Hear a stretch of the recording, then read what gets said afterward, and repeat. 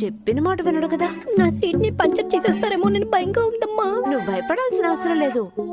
Shinchan నోహారా, Shinchan నోహారా ఎవరు? Doctor పిలుస్తున్నారు. మీ అబ్బాయిని తీసుకురండి మేడం.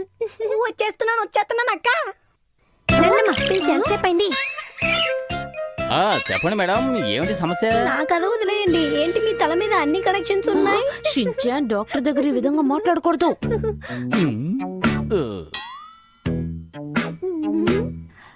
డాక్టర్, ఉదయం వీడికి టెంపరేచర్ 101 ఉంది. సరే, ఇతనికి జలుబు కూడా ఉందా మేడం?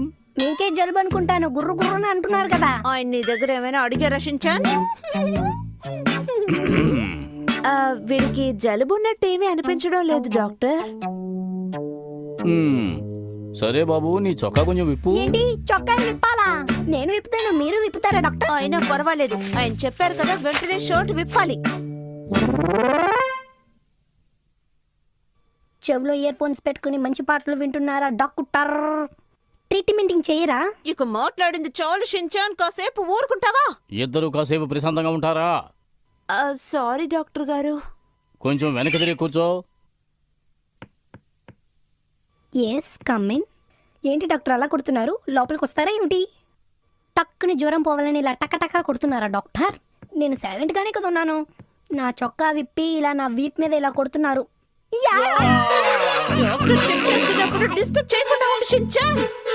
నాకు ఈ డాక్టర్ని చూస్తుంటే చాలా భయంగా ఉందమ్మా. కొంచెం నోరు తెరుస్తావా బాబు? నాకు కొన్ని చాక్లెట్స్ ఇస్తారా మీరు? పెద్ద చాక్లెట్ గా ఇవ్వండి, బాగుంటుంది. ముందు నోరు తెరు.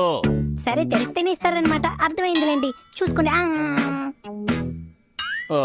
ఇతని గొంతులో పుండు ఉంది, ఏం పర్వాలేదు. ఏం చేయబోతున్నారు?